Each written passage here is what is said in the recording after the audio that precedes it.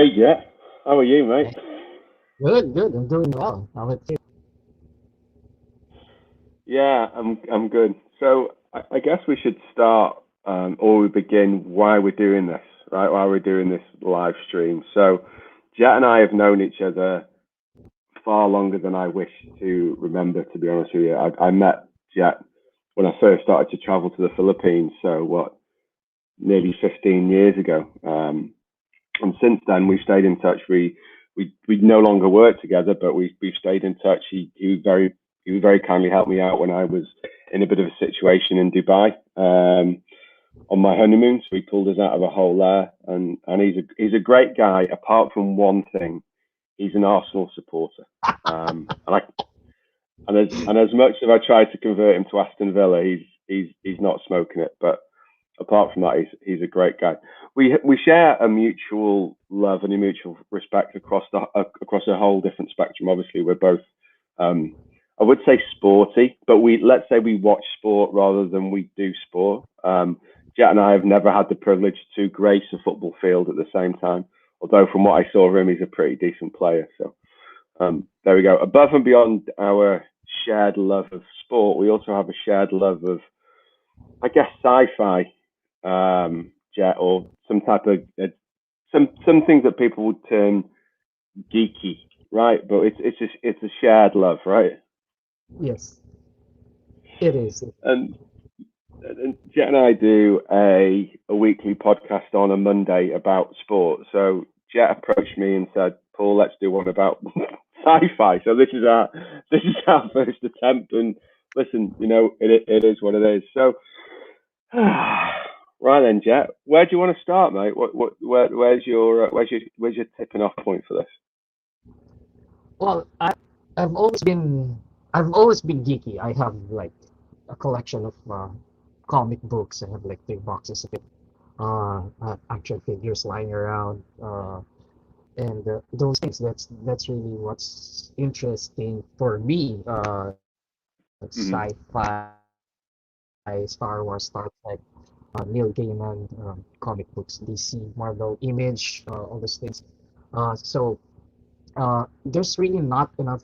Uh, I don't think there's enough uh, shows, podcasts, or anything like that that really caters to it. I mean, there's this and all, but there's nothing really that like regular people that talks about it. And I think this is an avenue that we could share and get a lot of people that are curious but don't have any access or they don't know where to start, and we could probably guide them through it and which comic book to pick up or which film to watch or what book to read at first. So, especially with Excellent. Star Wars, it starts on episode 3. you know, it's like Yoda did the planning for the films, then it's all jumping together. No, you're right. I'd not thought about that. Honestly, I thought we were just going to talk about kind of what we love about the sci-fi genre. But as an entry level for people out there that don't know where to start, I think that's wonderful. I think that's a great show. So, where did your love of sci-fi come from, or geeky stuff? What do you remember where you went? Do you remember the first kind of where you lost your breath, or what was that moment, mate? My eldest sister, well, it was first fantasy. And my eldest sister introduced me to Lord of the Rings when I was like around 6. And Mm, I saw I saw a play of Lord of the Rings here in the Philippines, and it, it, it stuck in my head. But then when I was 12 years old, I was able to get a copy of the book, and then I could not get any other copies. And then until when the anniversary, the 25th, I think, or 30th, I can't remember, it was released, I was able to buy all the 3 books. So I enjoyed all the 3 books, including and then the 4th book, which is The Hobbit, which is Paprika. And from then on, I really got into it. And so there's like Batman, the TV series, with the Adam West, for Edward and all. Uh, Lou Ferrigno as the Hulk. the And Hulk, then right? the Hulk, yeah. And then Yeah. and, And then it shows our age here. Yeah, I know. That everyone's going out. These two are old. If they know who Lou Ferrigno is, the guys that are growing up with current Marvel are going, who? Oh, who? They've never even heard of Lou Ferrigno. He plays a cameo though. There's a cameo, isn't there, in one of the Marvel films where Lou Ferrigno's a security guard or something. I think. Yep, I think I something. think yeah. And Sorry, then mate. yeah, and then my brother introduced me to Star Trek, the TV series. Mm. And then again, since Star Wars was a huge phenomenon worldwide, of course I did follow Star Wars. And from then on, it just went on. Comic comic books came, and other books, films, and all those things. So it got me really interested. And the funny part was because I play football for my school, and normally when you're with those people, they are really not into such genre or like hobbies, and they pick on people that are into that hobby, like into sci-fi, into fantasy. So I kept mum about it. I never showed it to them, never told them about it. It was like a something secret. So there was like a secret society in my school about like there are basketball players for the school that also like comic books, but never really shared it with their teammates. So uh, we don't want to be cast out. So that's where it started, and now it's pretty cool. I mean, everybody's into it. It has hit such a huge mainstream market, and I think it's something good for uh, the writers, the industry, and all. So it's it, you're plus the technology in the films are already they're very much capable of replicating what's in the imagination of the writer. All right. So, what's your So you talk about Lord of the Rings there to start with, and now Star Trek. I'm also a Lord of the Rings fan, not at your level, but I do appreciate it, and Star Trek as well. My tipping off point in terms of what attracted me to the sci-fi world, I won't this for the people who know me, this won't come as any surprise. It was Star Wars, right? It was Star Wars, and I was lucky enough to be able to go and see it in the cinema when it came out. I remember it vividly, and ever since then, I've been an avid fan of kind of anything sci-fi related. I've only recently got into kind of Neil Gaiman. I stumbled across Neil Gaiman purely by accident, probably about 2 or 3 years ago with his book. Was it The Ocean at the End of the Lane, or The Ocean at the End Yeah. of the Road? And then I went from that into Good Omens, which I thought was a brilliant book, a laugh out loud book. And then Amazon, brilliant, right? Brilliant. And then Amazon Prime made it into a TV show, and I actually thought they did a great job. I don't feel it really got the credit it deserved. I thought Michael Sheen and David Tennant were absolutely cast to perfection. Great, great. Um, and as a result, I started to read Sandman, which is Neil Gaiman's graphic novel series, right? The reason I started to read that was that I started to watch Lucifer. Lucifer on Netflix with Tom Ellis. So you get to understand that Lucifer lives in the DC universe. God, how geeky do I sound right now? So Lucifer lives in the DC universe. For those guys out there, that's actually the same universe as Batman and Superman. And actually, so I really enjoyed Lucifer, and then I wanted to find out a little bit of his backstory. And as a result, I started to read Sandman, which is the comics that Neil Gaiman, along with a few other people, did that introduce you to the Endless, right? The seven siblings, and Sandman focuses on Dream. So I read the comics, loved it.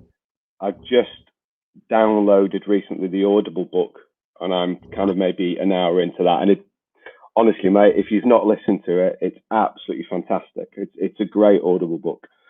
And a couple of weeks ago, Netflix announced that they're going to do a series based on the book as well, or sorry, the graphic novels.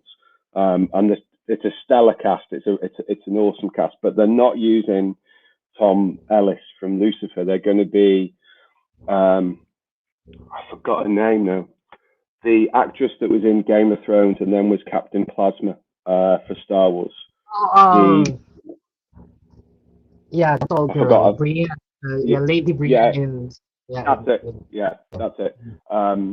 She's going to be playing Lucifer, so they decided not to do a crossover with Tom Ellis as Lucifer in Sandman. So yeah, it's looking good, mate. So that was kind of my journey. I'm a huge Star Wars fan. I love it. I live and breathe it. I'm a massive Marvel fan as well. I love the Marvel, and I know that people don't necessarily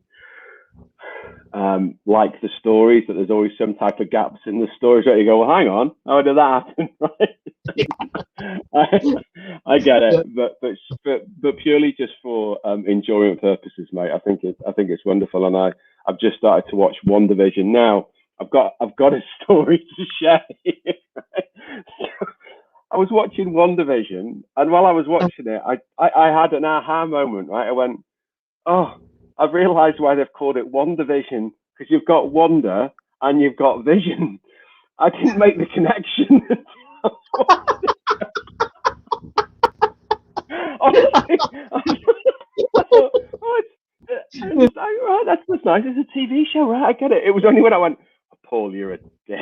How did you not make that connection? So listen, just one more story. When I was in college, and this is going back many years, Jack, probably before you were born, mate, when we were used to write on slate with chalks. I'm that old. One of my roommates, or one of my housemates at the time, gave me the Lord of the Rings book to read, and I've not read it before, right? And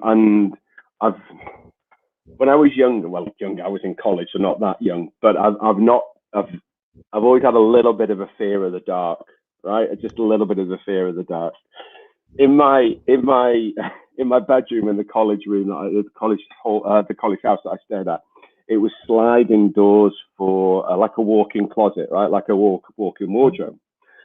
So I'm reading my book, and I'm getting really engrossed into it. And it's the part of the story where Sam and Frodo are about to enter Mordor. So it's quite dark, and it's quite creepy and stuff like that. Next thing I hear is my wardrobe going. One of my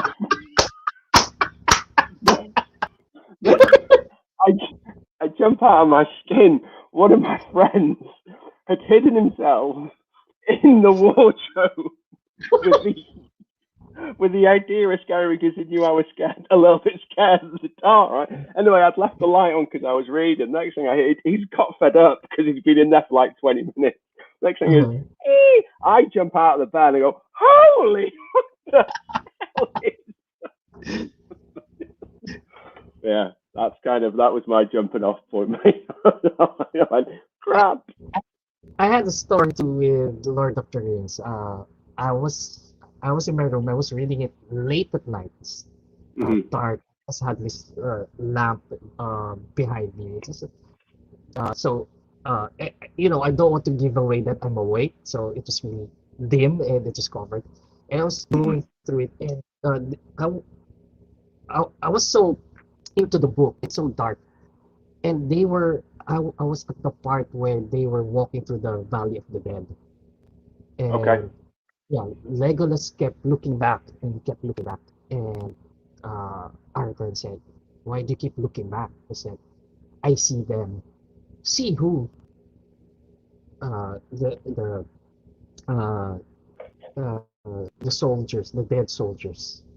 They're walking right behind us, and immediately I closed the book, and then I said, "I'm gonna try to sleep now," because it scared the hell out of me. It's like I see them. I see the army of the dead. And that's what it was said there. So it was something that really stuck in my head for a long time. So that's why when the movie came out, I was waiting for it. I was waiting for the that scene, and it wasn't in the movie, but I think it was in the extended version of the director's cut. I think I lost Paul.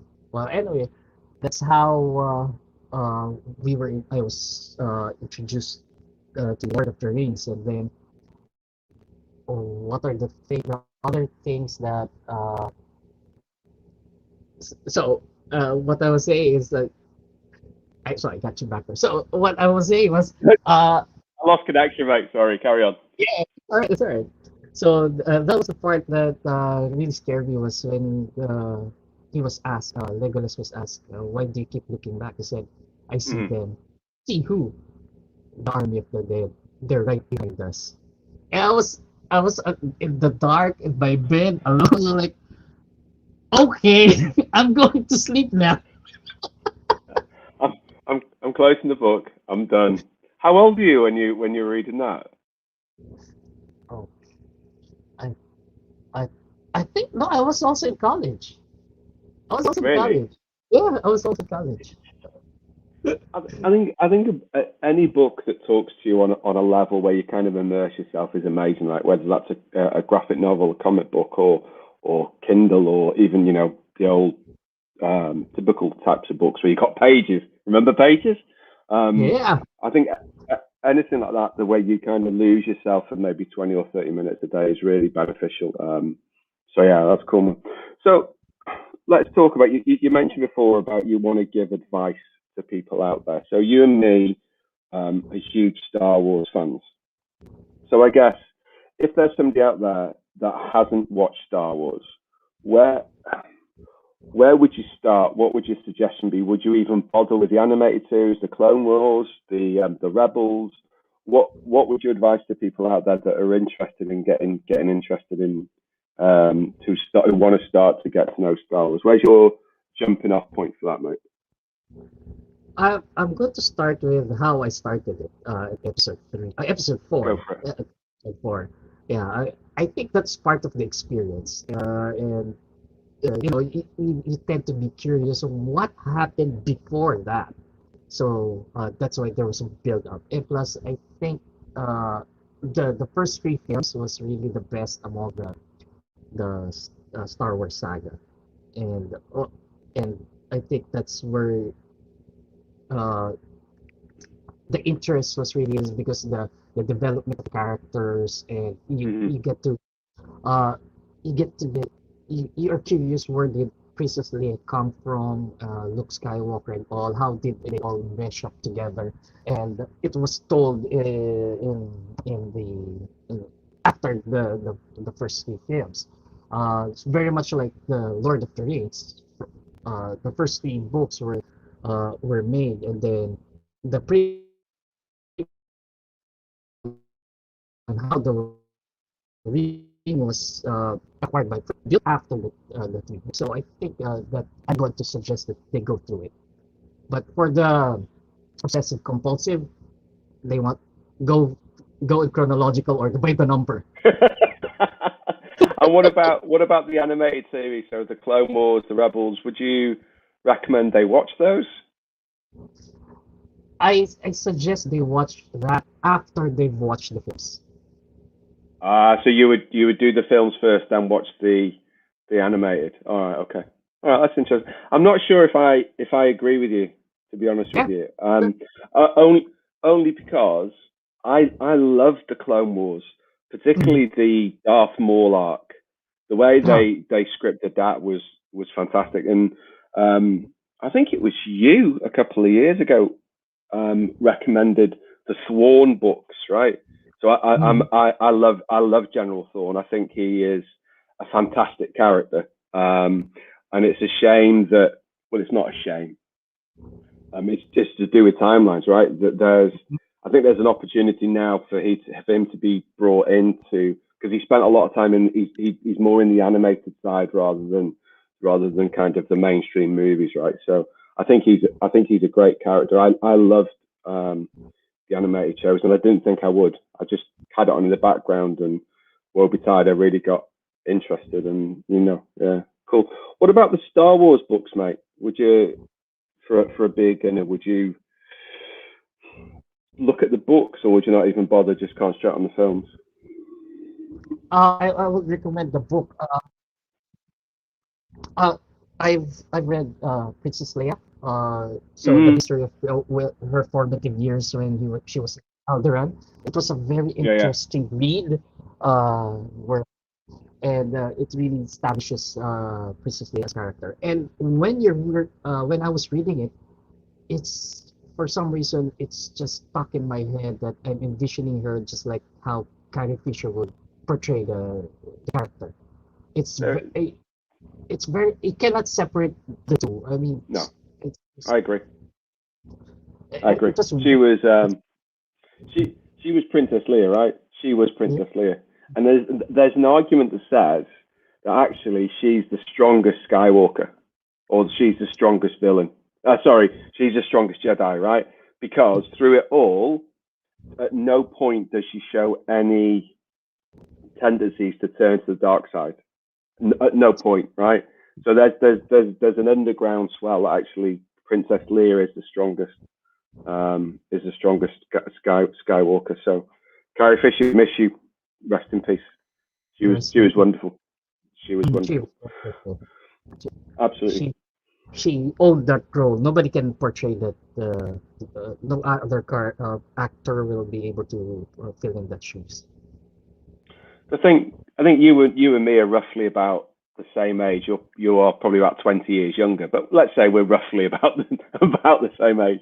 So look when Jabba the Hutt came, and then you've got Princess Leia in that costume. That you know what? That's a teenage boy's fantasy right there, right? That's, for any for any future spouses, any future relationships coming down the track, when you're a teenage lad, 15, 16, and you're watching Carrie Fisher in that outfit on the big screen and Return of the Jedi or Empire Strikes Back, you go, well, there's the bar raised. Well, where am I going to go? Right? And like there was one interview that Carrie Fisher, I think it was in Graham Norton's show, and Yeah, yeah, he was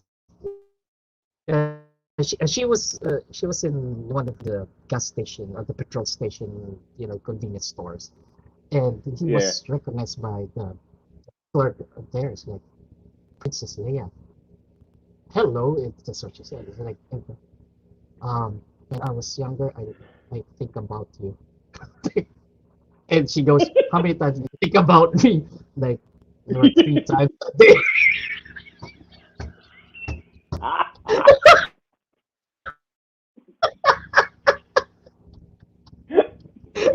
Yeah, read between the lines, right? It was, Read between, yeah, read me to the like 3 times a day. and Oh, she said, that's a lot. a lot, man, a lot. There was actually Mark Hamill was on the Graham Norton show unfortunately, after the Carrie Fisher's death, and he was sharing a story about the reveal. So the story goes along the lines that one of the directors of the first prologue, the episodes 4, 5, and 6, um, there was only two people that knew right about who Darth Vader was. The Mhm. first was obviously George Lucas. The second was the director. Unfortunately, I forget his name. So the director visited Mark Hamill the day before he was going to find out, right? And he says, so the director goes, Mark, I'm going to tell you a secret. There's only two people that know the secret now. That's myself and George. And when I tell you, there will then be three people, right? If it gets out, we know it's you. So Mark Hamill's gone, right, okay, I'm not saying anything.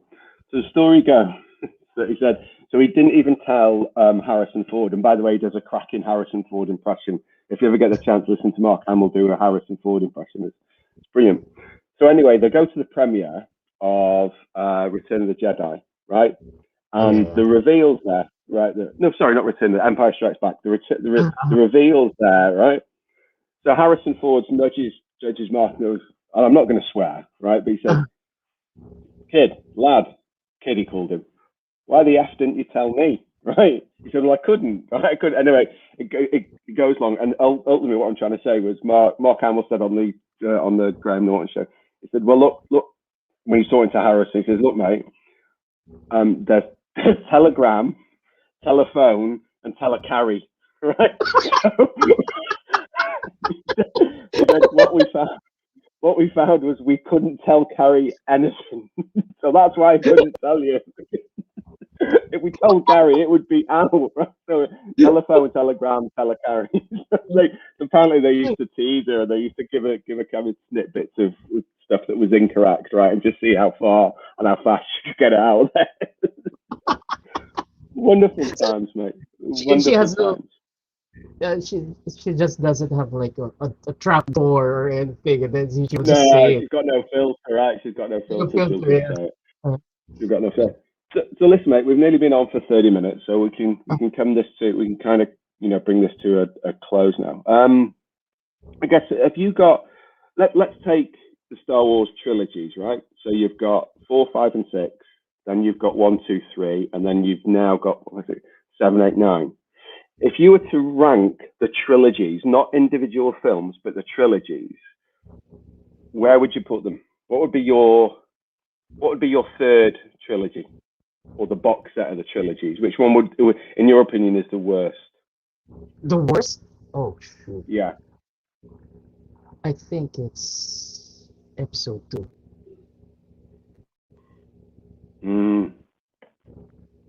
The Phantom Menace.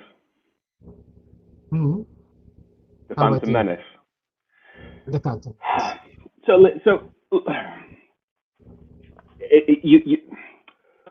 I come from it from probably a different angle, right? You won't beat the originals, the 4, 5, and 6, but even now they stand up. Yeah, okay, the graphics could have been better, obviously, but in terms of storyline, it's fantastic. My challenge to the people who slag off the prequels is that I've always come from the understanding that they're just starting off the story, right? Jar Jar Binks is a complete waste of time. They didn't need him in there, right? They really didn't need. What a complete waste of a character, honestly. But I've always come from the opinion that it was an opportunity, or they were trying to sow the seeds in, right? So it's never going to be 4, 5, 6 because it's the start, right? Could they have done a better job? Yeah, of course they could have done. I think they could have done a lot more with Darth Maul. I thought he was a great character. But yeah, so for me, I would rank the originals number 1 in terms of the trilogy. And I really think it's difficult to call between the prequels and the sequels, right? I thought they did a good job with the sequels. So I guess if pushed, I would probably say the sequels as the second trilogy to watch, and then the prequels as the first. But ultimately, like, it's Star Wars, right? I could put Star Wars on now and I'd watch it. That's why I mentioned the prequel to be the least favorite, is because I think I see where you're coming from, and I agree that they're just sowing the seeds and building the characters out and trying to explain what happened after which was on the 4, 5, and 6. I think it was more on the way the film was made, that it was too focused on the technology, on George Yeah, Lucas. that's a good show. Yeah, George Lucas liked the bit that was done here and the bit that was done in that state, and so he meshed it together. So I mean, I think it was the technology that got into the storytelling there. So, Yeah, you're right. You're right. So listen, before we go, the standalones, the Solo story and the Rogue One. Are you a fan? Did you enjoy them or not, mate? oh, I enjoyed it. Rogue One, I enjoyed Rogue One. It was fantastic. I thought Rogue One was brilliant. I thought it was brilliant. Yeah. I thought it was the way it was done, and the actress that plays the Carrie Fisher role, Princess Leia, that's her daughter, right? That's her daughter. Amazing. I love that continuity. Yeah, I love that continuity. All right, mate. Well, listen, it's been a pleasure chatting to you. Hopefully we can do this again next week or the week after, whatever suits your schedule. But Jet, always a pleasure, never a chore, mate. And let's see if we get any questions. And next week, have you got a topic you want to discuss for next week, so we can go out to the audience if they've got any questions? All right. Sure, probably we could discuss Neil Gaiman because I think that Oh, it ranges from comic books, TV series, and films. So love it. he's the best living author right now. Neil Gaiman next week. Perfect. All right, Jack. Thank you very much, mate. Audience, thank you very much for tuning in. We'll see you next week. Neil Gaiman. Neil Gaiman.